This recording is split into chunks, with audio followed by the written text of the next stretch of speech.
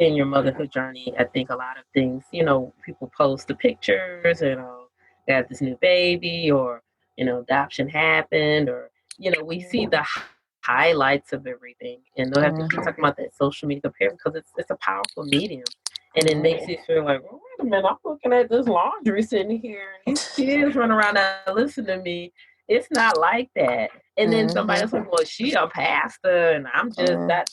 It's just like, but we walk it a different way. And and it seems like it's such a theme of support. A lot of us, just as human beings, and right now with the times that we're in and the needs for the social distance, it feels hard to feel that sense of community sometimes. But almost one of the nice things about it is everybody's in the same boat. You know what I mean? Like, yeah. Hey, you know what I'm saying? Donnie was Absolutely. working, Beyonce, Jay-Z, everybody sitting in their house just like we are. You know what I'm saying? They probably catch us on a Zoom just like we are. It's like we're all in a similar boat. So in a way, it's kind of like we got to experience, say, Easter the way the early church did in their house. There wasn't no mega church, there wasn't no Easter program. You just celebrate the resurrection. Some of those are celebrated.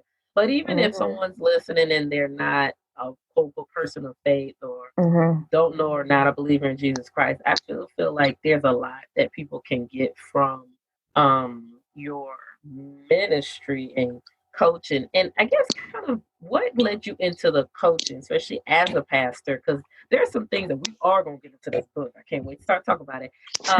That is different than devotional or typical Christian books that you read. It weaves in a very beautiful way when you talk about emotional intelligence. And you mentioned that you've had some coaching certifications. What led to that? Because you did those things after you got into ministry. Yeah, I did. So the name of my business is Speaking Life, Leadership and Empowerment Coaching. And as I had, my titles in ministry have typically been something like associate pastor. Lately, the last time I made a change, I went ahead and made it a focus that my role is pastor of discipleship. It's a big word, but really, I'm all about people becoming who they are. I'm all about people living into their full purpose, whatever that looks like. In the church, people who are my friends, they know I'm gonna be on them. Like, okay, so what's the real passion? That you are more than a mom, you are more than a wife. Like, what's that thing in you? That's just who I am, and that's what gets me most excited. So wherever I am, I'm asking those questions of folks. In the church, I have found it to be really, discipleship is about people undergoing transformation. And so I believe, I've learned, I've experienced, one of the best ways to do that is simply by asking questions, simply by being present with people. You know, I'm a good preacher. There's a lot of good preachers, but I'm clear that, a good message doesn't necessarily change somebody forever. That's just what I think. You got to be walking with some folks. People got to take that word and then do something with it and start letting it marinate, being in a small group around it. I think it's more, that's your first hearing. And then there's some other ways that we continue to hear and, ring it out and have some more of that goodness come out and be processed and reflected upon. And so that's what I wanted to do as a pastor of discipleship, is to, how can I support people in really putting into action that which they have heard, not just hear it and shout about it and glory to God it and all the things we do, take our notes, which is important, but like, how do we now begin to, synthesize and integrate that word to become part of our hearing and our doing and our living. And to me, that's what it means to be a disciple. It is one who follows, not one that just hears. Scripture says the devil hears and trembles. Like, we can hear a word all day, but if it doesn't become part of who we are, then I think we have missed the boat. We have missed the mark. And so I see my role as an integrator. Actually in digital media today, online media and all this, which are things I study there's a person who has a vision for where things can go in the business online, for example, and then there's the integrator. That's the person who puts it all together. I kind of see myself as an integrator, right? A spiritual integrator. I work to help people integrate what they say is important, and so we integrate it, and sometimes that means we have to interrogate it. That's something we talked today about and say, is they really yours? Is it yours or is it somebody else's? Or we say these things, are they really true for us? Or are they just, cliches that sound good? And so let's interrogate some things, and begin to get to the heart of that which we would want to stay a part of who we are or become a part of who we are. So coaching for me is about asking the questions. It's about walking with people in a non-judgmental way, helping people come to their own realizations. Many times it's not me being a dictator or a top-down leader where I say, this is the direction we're going, everybody get on board, we're going this way. It's more about me walking alongside folks, them knowing that, I'm present with them, and that I'm going to ask questions and help them to hear themselves. I think what we need is already in us, but I think we have to learn to trust that, which is trusting God who is already in us. And so coaching for me became the medium by which to do that. And I had a coach. I've worked with a pastor who was also a coach, and then I had my own coach as a leader in ministry. Just having a pastor. She was a coach. She was an executive coach, and she worked with me on some things. And so I really appreciated being able to move the ball field. We can have ideas all day long, but my coach really helped with the accountability to take, each step that I would need to get, a touchdown, if you will.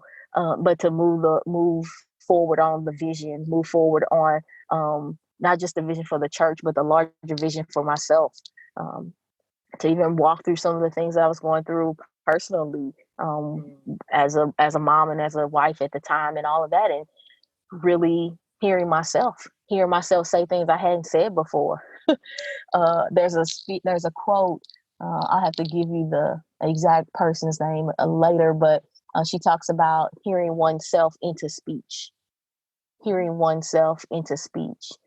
And I think as a coach, that's what I help people do, is hear themselves, hear what's already in them, hear their heartbeat, hear their passion, to hear it and to speak it aloud.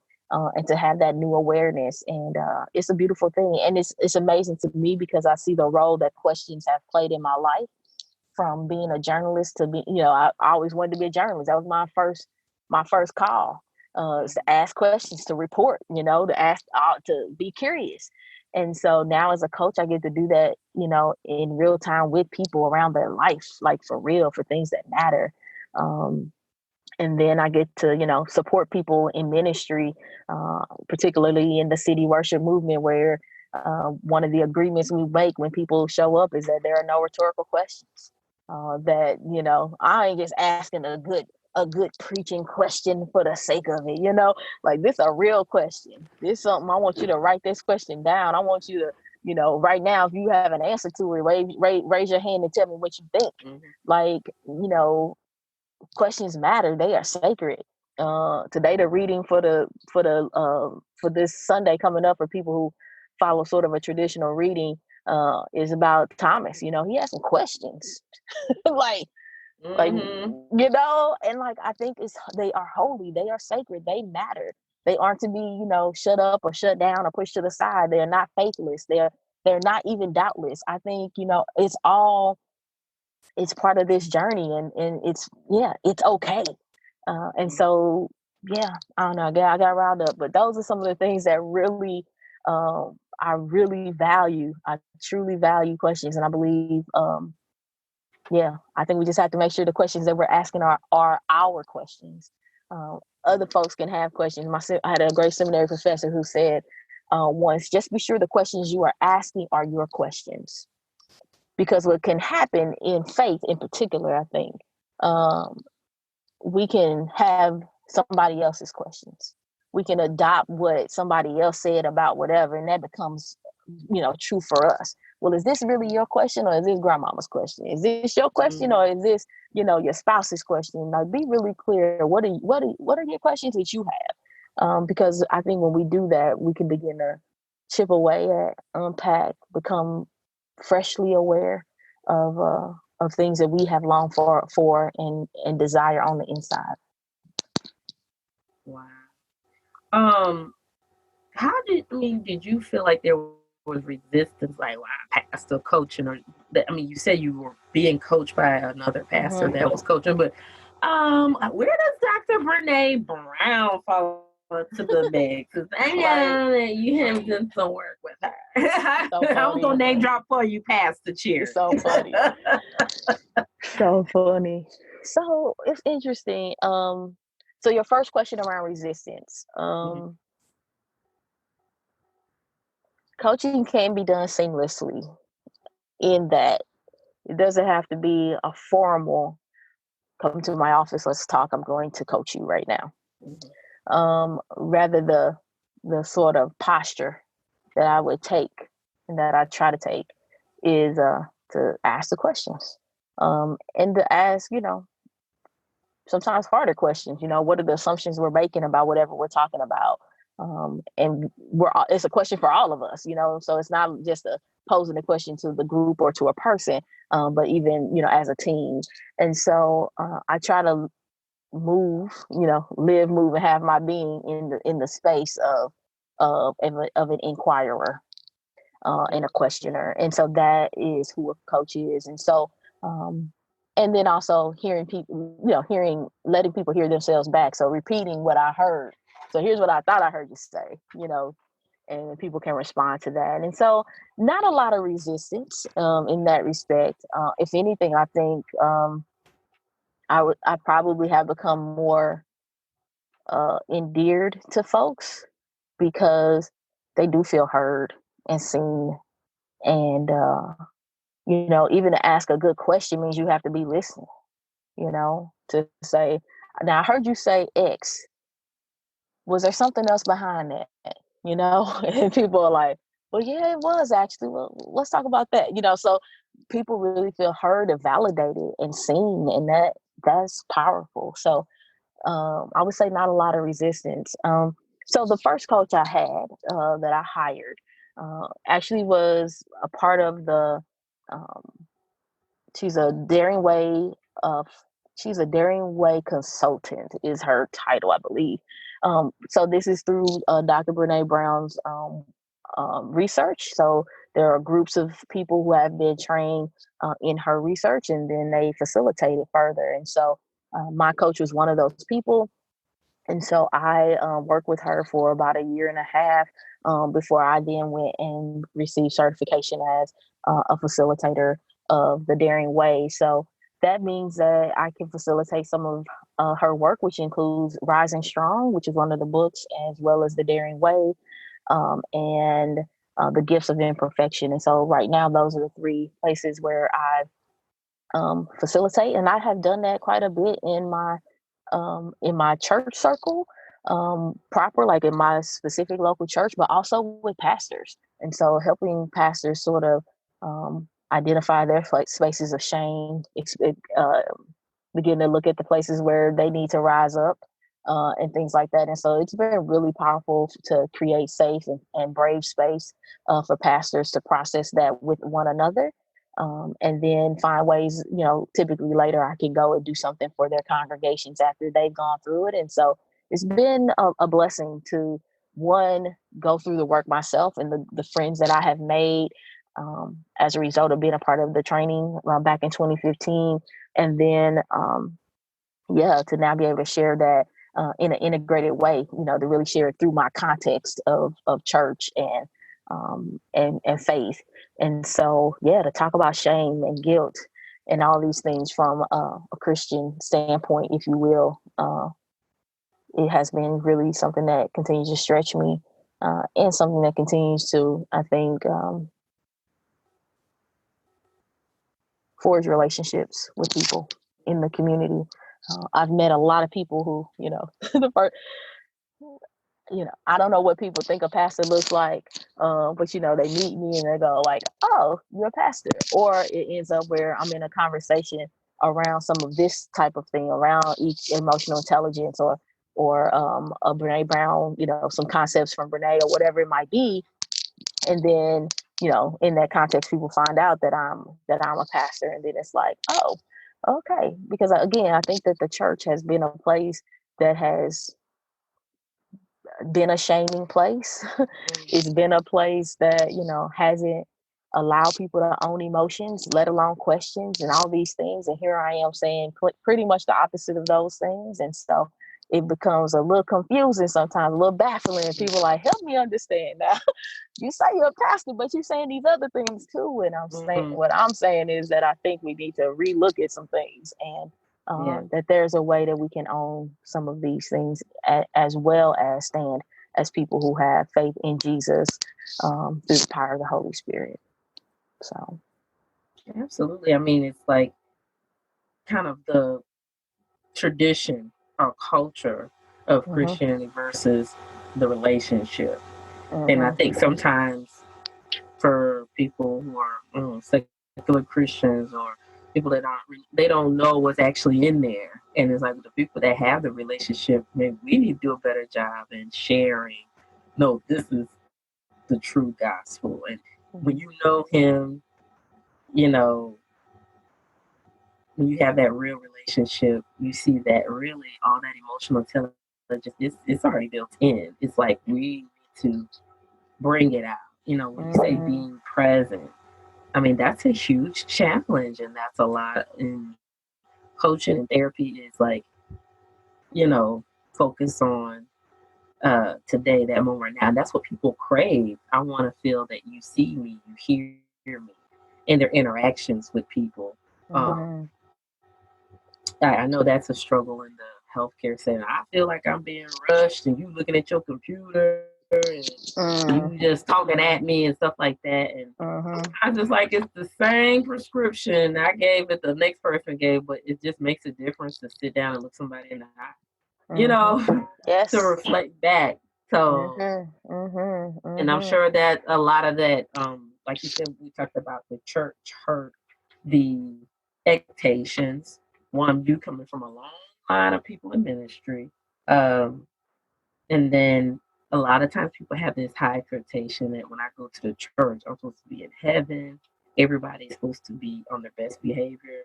Nobody's supposed to offend me, and nobody's supposed to be offended by what I do. We're still humans. We're still on this earth.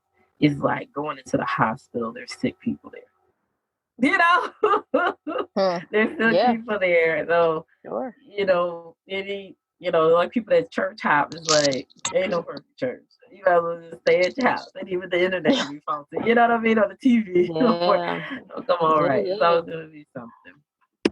I think one of the things that really attracted me to emotional intelligence, in particular, is that, honestly, I was starting to see, after being, again, like from grandpa, from being a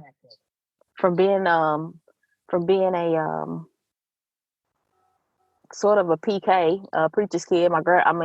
My grandfather was one of the prominent, dominant father figures in my life growing up, and he was a pastor. And so, seeing the church from the backside, definitely different when growing up with that. And so I knew early on that the church wasn't perfect, and far from sometimes. And so the emotional intelligence really struck me because I was curious how in certain spaces I could have some healthy relationships, that could,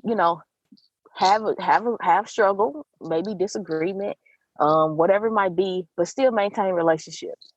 And I was like, how is this possible outside of the church? But in the church, people ready to pick up their toys and leave. Like, this is my stuff. I'm live out of here. Right? And so I'm taking my anointing down the road. Yep. But that's when it hit me, and the person who says it most succinctly is a guy by the name of Peter Scazzaro. He says that we are no more emotionally mature. We are no more spiritually mature than we are emotionally mature. I was like, dude, like that. Yeah, I'm with you. And so there's this sense, right? There's this sense that, again, we can know all the stuff and be, play the role, quote unquote. But then when it comes to like putting that when it has to be lived out, put the metal to the pedal, whatever, when it's like the real thing, and you got to practice that in relationship with people, um, it don't always look that way. And it can become real kind of cut and dry, particularly depending on the type of leadership style a person has. And if we start talking about clergy, it's like, well, this is this the way it's gonna be. You can, get with it or you can roll on. Now, granted, there's some things you probably need to be like that on.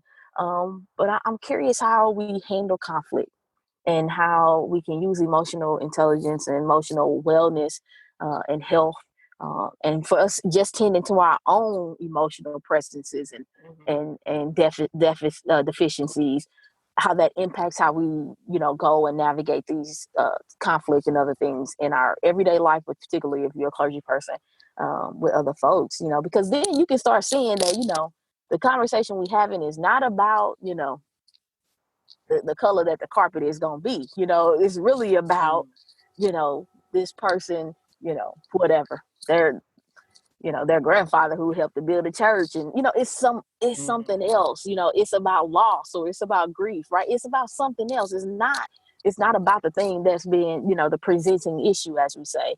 And so when we can start doing that for ourselves and start naming that and kind of seeing where I go to say, where I can go to blame really quickly, like they this, they that. And it's like, hold up, back up. Like, what's going on in me, right? And so then when I approach them, I'm coming from a different place of compassion and empathy, because I'm trying to do that for myself as well. And so, yeah, man, this whole thing about becoming emotionally healthy, emotionally whole, which again, I believe is the complete and part of salvation, to be made whole. I don't know. This is what has impacted the way I read scripture. It's impacted how I approach it. It's impacted the questions I ask. What was Jesus feeling? What was so-and-so feeling? What might they have been doing in this time, and how would that have made them feel? It's just impacted, how I see everything. I guess because it still ties into, like you mentioned, being an integrationist. Integration is, some people got who I am when I'm churchy or spiritual. And then who you are at working at the grocery store, and they might be three different people. And you're saying like, well, no, we all one person. Just like, being a mom doesn't mean you stop being a woman, or being a pastor doesn't mean you stop liking to, get some ice cream or something like that. Like, it's all parts of us and how it shows up. So it sounds like you're saying the church hurt really doesn't formulate in the church. It's the hurt that we carry in. It's like relational hurt. We just, kind of magnifies. Yeah, I think it can go both ways. Yeah, I love that. You're like, no, some people like, no, it's some shady stuff that happened up in the church. Basically. I mean, it is an organization, an organism like anywhere else, I think it's a place that we get to choose to really, to lean in and work through it and create the commonality. We just finished our first sort of emotional healthy series. We called it In My Feelings. And so, I think to be able to have these kinds of conversations from the pulpit, and then also in smaller groups, I think is really helpful and healthy. And I think it can become part of the culture.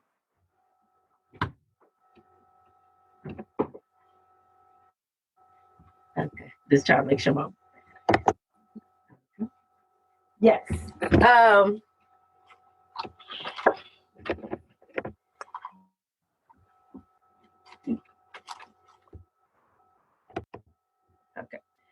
So I wanted to know, like, how can people get in touch with you if they're like, hey, Pastor Charity, I would love to, get some of that coaching. Sure. I want you to speak at a group. How can people get in touch with you? Is it limited mainly for your parishioners, or how can somebody outside of it get a hold of you? Sure. No, it's fairly open. They can go to my website, charitygoodwin.com. You'll be able to see some of the types of things that I offer, from coaching to retreats, um, and to purchasing the book, as well as the coaching program that supplements the book. So, charitygoodwin.com is how you can find out more about who I am and what I offer. And definitely let me know if you came from the podcast. I would love to hear from you and to reach out and take care of Dr. Choco's folks. So Now, after charitygoodwin.com, and I'll be sure to add that into the show notes and your social media handles. But I gotta talk to you about this book. I was thumbing through it, and there's actually gonna be a giveaway. We have a copy ready to give away to Victoria Working Mom listeners. I have to hash that out how I'm gonna get this into the right hands, but I'm excited to give that away because I think it's important. I just okay. There is a sentence I have to read. Okay, this is from your introduction. It says, "Our overworked, overproductive, overachieving spirits crave moments in silence to hear ourselves breathe and know that we are alive."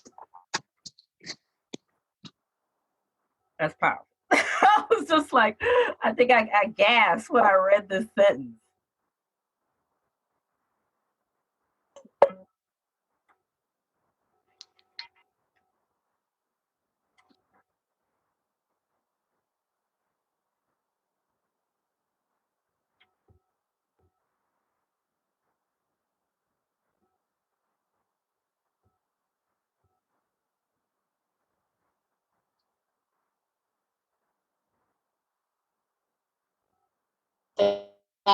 Okay. I think our connection.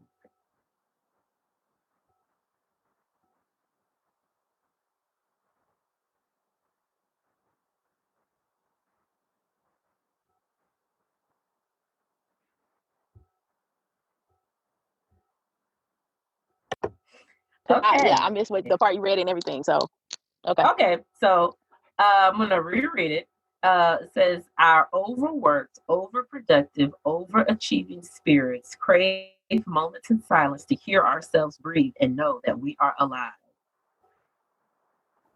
Instead of living as if writing from one edge of a page to another, we allow those blue margin lines on the 8.5 by 11-inch paper to give us the white space, peace, and breathing room to connect with our breath, which is life."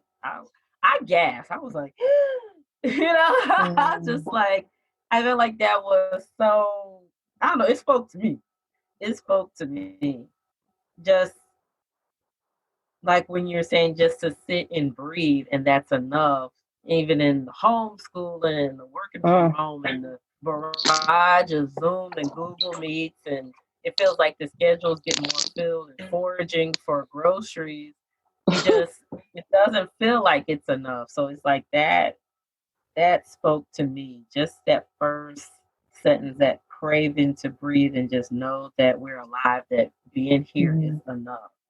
I have read devotionals, and I have to say, Get Up, Understanding Your Passion and Taking Brave Action in 50 Days is definitely different. It didn't feel like you're just trying to walk you through a whole bunch of stuff. It's like really getting in deep. It's almost easier to go through something fast and a different profile. So really, like you said, and y'all got to get the book to, know more about it, like the ring out method. And this is not, like you said, this is not my dears, it's not grandma's devotional book. God bless those books, but I feel like it really hits us where we are today, the needs of today.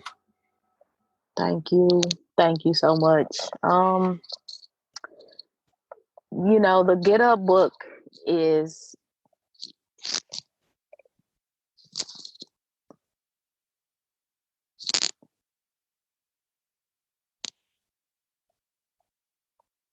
the Get Up book has been on my heart for years. I started just writing things and not really sure how it would all come together, but just writing some things out. And then I started getting some clarity on my personal values.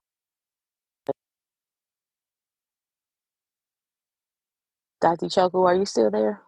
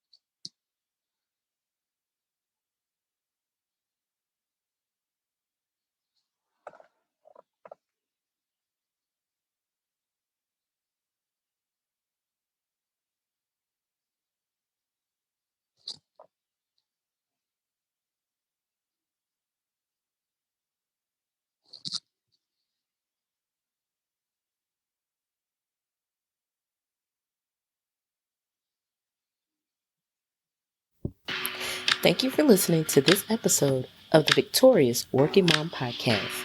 If you enjoyed this podcast, please subscribe, share, and leave an iTunes review. Until next time.